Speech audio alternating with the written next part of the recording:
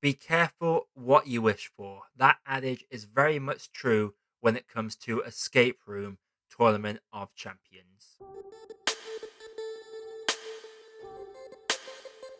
The survivors from Escape Room, Zoe and Ben, return in Escape Room Tournament of Champions, where they are once again unknowingly thrown into an escape room game, but this time with other previous winners of the Minos escape rooms. I said be careful what you wish for because I really did enjoy the first movie. It was very much a diet version of Saw with less torture, less score, and was very much just a puzzle solving game, but you would die if you failed it.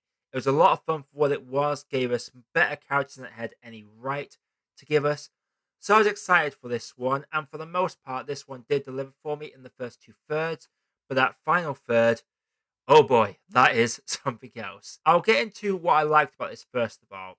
To start off with, the characters in this were very likable. Unlike in the first one, where there were at least a couple of characters that weren't that likable or were quite annoying, in this one, every character that is introduced, no matter how short a time we spend with them, if they are involved in the game, they give us just enough to care about these characters when they do inevitably fall, and you genuinely don't want to see any of them die in the end. You already have stakes on the fact that they survived before, so you feel like they should have a right to never have to play these games again.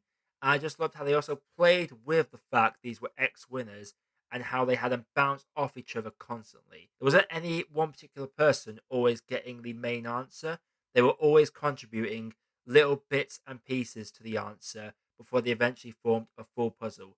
So whenever a member did fall in some circumstance or another, it was always felt because not only did you see a likable character die, you also saw a bit of their dynamic fade away, which in the long run would weaken them.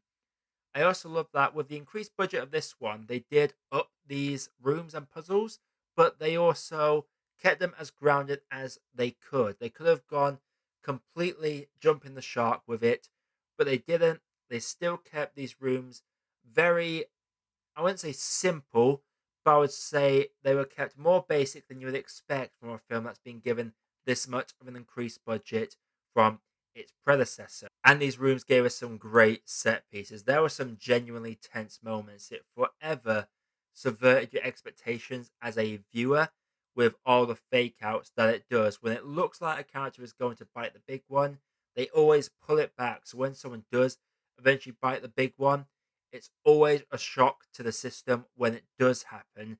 And I think my favorite game in this featured a bank setting. I just love the layout and how that puzzle had to be solved in multiple parts. Now everyone really had to work together to inquire all the information for that particular game. I just feel like they shot them sequences very well. They were cleverly thought out puzzle rooms. Though unfortunately, after two-thirds of the movie, this film commits one of the big crimes of horror movies, and that is the mean spirited kill. Now, in a lot of horror movies, yes, they do have mean spirited kills, but in this one, there are rules that have been set up in the previous film and the first two-thirds of this movie, and they give us a mean spirited death for the purposes of what follows in the final third.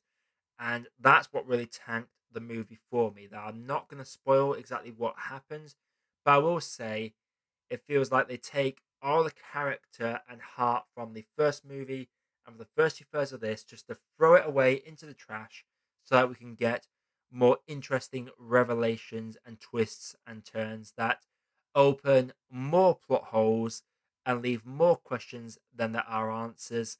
And that is just where it really falls down for me. There are a few moments in that final film where you try and explain certain aspects, and in your mind, you're sort of like, oh, actually, yeah, you have. Wait a second. No, you don't have a point because you think about it for half a second longer, and you realize just how many plot holes that opens up. Again, won't get into spoilers, but it was a particular line of dialogue delivered by a particular character that made no sense in the grand scheme of things. And when this film actually got me to feel emotional about certain characters, there are some very big moments that do go for the emotional hit, and they did get me. And it just feels like they took that and threw it away for some big revelations in this final third, and they genuinely don't work. When we get to the big climax, you can see exactly where it is going, and I really want them to not go there. While it was obvious, and I would have enjoyed it if it was simply a switch off your brain movie, which if you go into it thinking it's going to be a switch off your brain movie, then fine, you watch it that way, you will have enjoyment from it. But because it gave me characters that I liked about, obviously brought back characters from the previous movie and showed us their journey, gave us the stakes of these are all ex-winners, and gave us some emotional beats and had us connect with these characters, the mean-spiritedness making way for some of this latter third really destroys it for me. And unfortunately, I did have to think about this movie because it does play it so straight. Despite some tongue in cheek lines, in particular, a line where a character literally says, "What is this? Some sort of tournament of champions? Will Smith Suicide Squad? Anyone?" They could have kept it campy, but they played it straight for most of the runtime. And as a result, that meant this final third really impacted the film in a big way. Before I get into my grade, if you like what I do on this channel, click that like button, subscribe for more reviews like this coming all the time. We have a big weekend coming up with so many new releases in the UK coming tomorrow, so I do hope you stick around for them. But for right now, Escape Room Tournament of Champions, it's a fun ride, delivered everything I wanted in that first two thirds, gave me some characters that I cared about, gave me some very interesting rooms and puzzles that, while bigger in scale than the previous movie, they still kept them relatively grounded.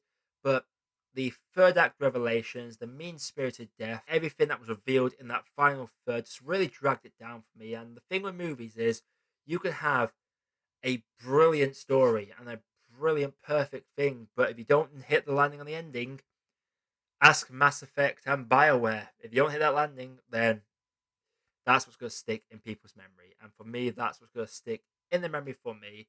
And whilst I wanted a sequel to the first one, this one, I can happily go without another sequel. For me, Escape Room Tournament of Champions is a film that has too much milk. So, Escape Room Tournament of Champions, have you seen it? If you have, let me know what you thought down in the comments below. Let me know your favourite escape room experience if you've ever been into one of them. Coming up on the channel, Space Jam New Legacy, the Fear Street trilogy, as well as a couple of other movies that are getting released this week. So do make sure you hit that bell notification so you never miss that content. But until next time, my name is Josh. I have been your Movie Apprentice, and I'll see you in the next video. Push another Sally, keep it gutter like the alley, turn it up like it's a rally. You're running and where the Cali keeping score. I got the tally, knock 'em off of the fanatic.